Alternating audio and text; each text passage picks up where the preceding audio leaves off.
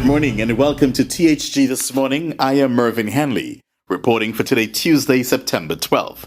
THG This Morning is back, and it's bringing you the news from around the region Monday to Friday at 6 a.m. THG This Morning is sponsored by Carl & Sons, St. Martin.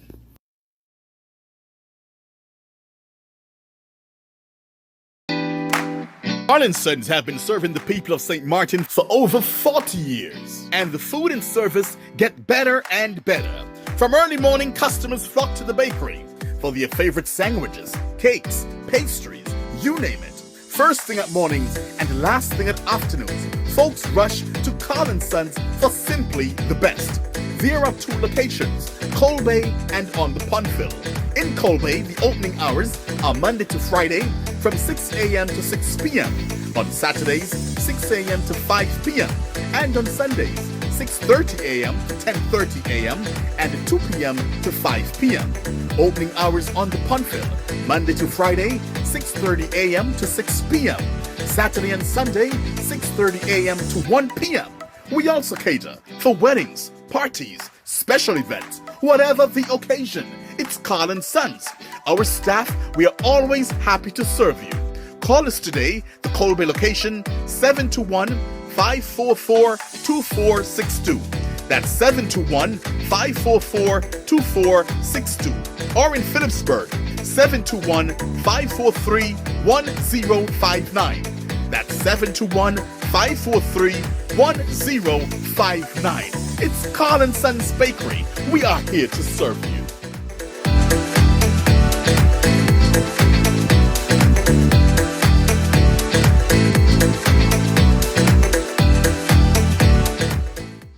Now the news in detail.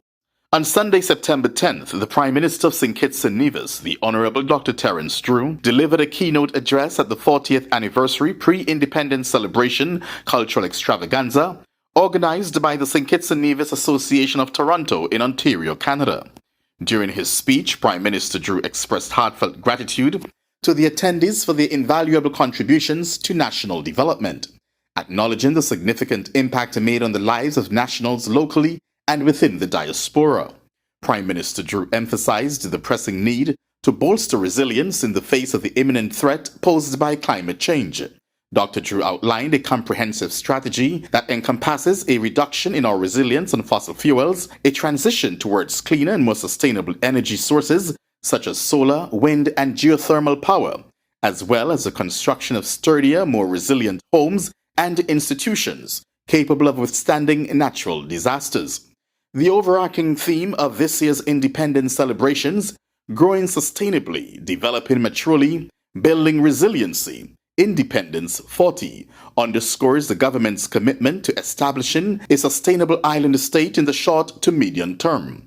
This vision aligns with the United Nations Agenda for Sustainable Development, aiming to achieve comprehensive growth across all dimensions by the year 2030.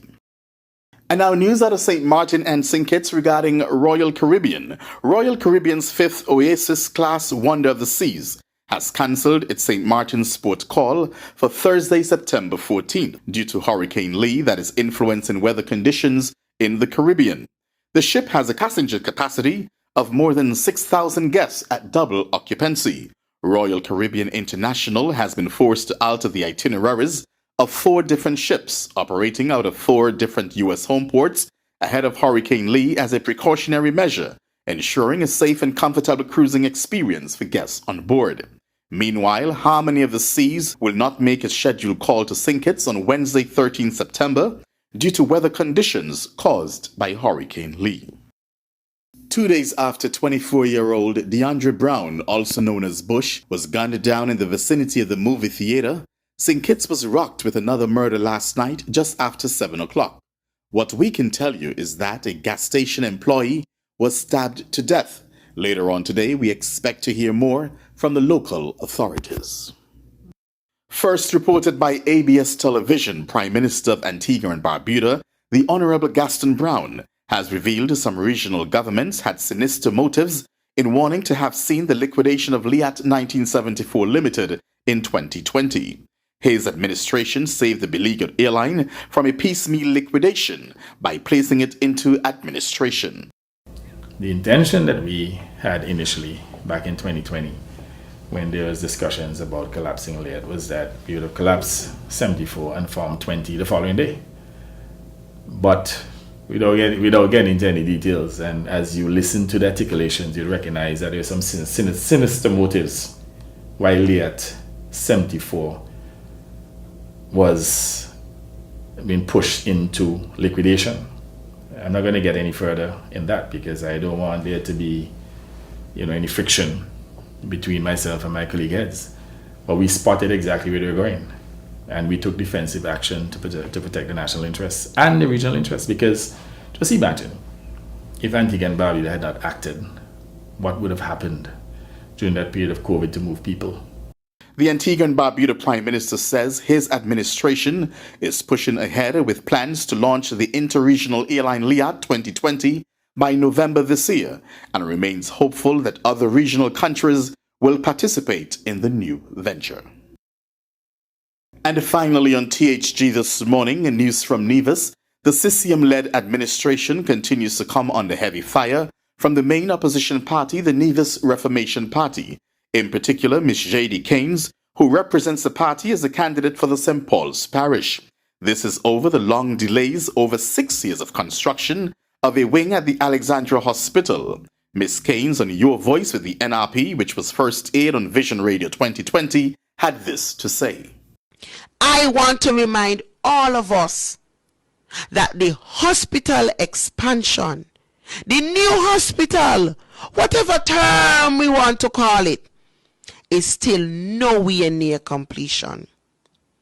It is nowhere near completion. And the children who are entering grade 6 this week entered kindergarten that same year they broke ground. I want you to remember that, because if you can't think of it as so much time has passed, consider that the children were spelling rat and cat, C-A-T, cat, R-A-T, rat. And now they're spelling education, they're spelling principle, they're spelling photosynthesis, they're spelling all kind of words. But when we broke ground and said that the hospital expansion is coming soon, they were spelling R-A-T, rat, C-A-T, cat. Okay? They could spell expansion, they could spell radiology, they could spell dialysis, they could spell incompetent. We will hear more from Jaedee Caines in an upcoming interview with yours truly. This will be at 7 p.m. on Sunday, 17 September on this network's channel, and one not to be missed. It must also be noted that at a recent press conference, in an explanation over the delays of the hospital, Nevis's Premier, the Honourable Mark Brantley, stated that his government paid monies to a professional for quantity surveys to be done, and that had not been done. So now the work has been outsourced to a company in the United States, and he hoped to get back to the Nevision public in short order with an update. The multi-million-dollar project will see 60,000 square feet added to the existing building. This will include a physiotherapy wing, pediatric and lab wing, operating theater, and a radiology wing. And this brings us to the end of THG this morning. I am happy to be back with you to share the news with you. The news this morning is sponsored by Carl & Sons on St. Martin.